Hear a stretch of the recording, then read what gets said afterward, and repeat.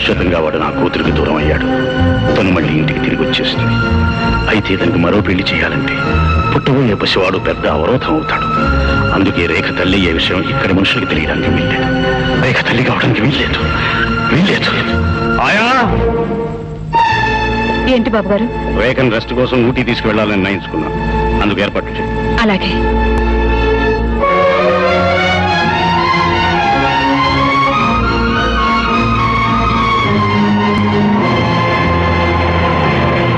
Sorry Varaprasad Rao గారు, మీ అమ్మాయికి abortion చేయడానికి వీలు కాదు. Don't say that doctor. పుట్టబోయే బిడ్డ కారణంగా అటు నా కూతురు భవిష్యత్తు, ఇటు నా పరువు ప్రతిష్టలు సర్వనాశనం అయిపోతాయి. ఎలాగైనా మీరు సహాయం చేసి తీరాలి. చూడండి, అమ్మాయి ఇప్పుడున్న పరిస్థితుల్లో ఆపరేషన్ చేస్తే ఆమె ప్రాణానికే ముప్పు రావచ్చు. అంత రిస్క్ తీసుకోవటం మంచిది కాదు. డెలివరీ అయ్యాక మీకు ఇష్టం లేకపోతే ఆ బిడ్డని ఎవరికైనా ఇచ్చేయండి, లేదా ఏ అనాథ శరణాలయంలోనూ వదిలేయండి. కొత్త తీసుకొచ్చి రీప్లేస్ చేసి రేపటికంతా కార్ రెడీ చేయి. గోపి బాబు, ఘోరం జరిగిపోయింది. ఏం జరిగింది? మూర్తి గారి కారు యాక్సిడెంట్ అయింది. ఆయన ఆసుపత్రిలో చేర్చారు.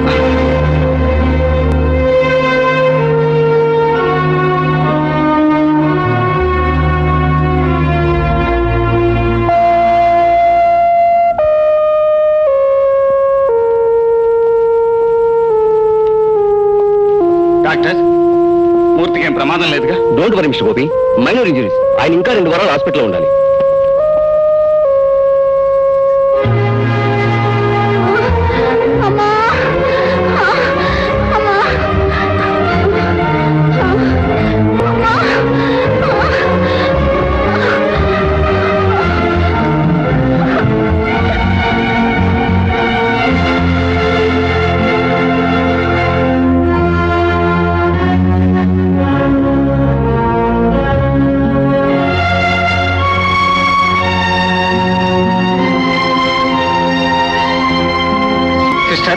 ఇప్పుడు లోపలికి తీసుకెళ్ళిన ఆవిడకి ఏమైంది? ఆవిడికి ప్రసవ నొప్పులు వచ్చినాయి. డెలివరీ తీసుకెళ్ళాం. రేఖను కాన్పు కోసం అంత పెద్ద సిటీ నుంచి ఈ మారుమూల ప్రాంతానికి ఎందుకు తీసుకొచ్చినట్టు?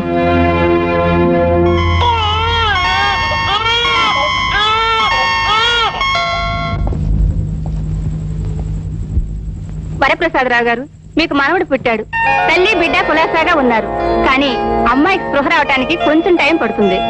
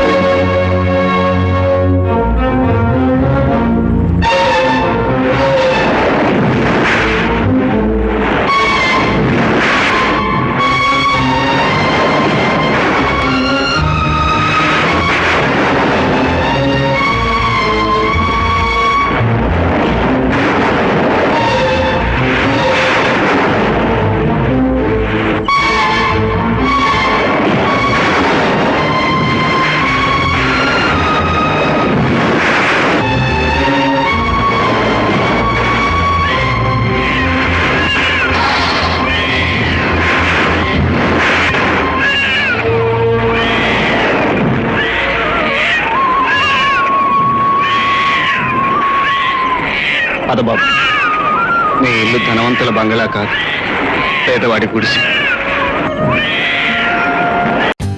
For more updates, like, comment, subscribe to our channel. Hey darlings, గంటని click చేయడం మర్చిపోకండి.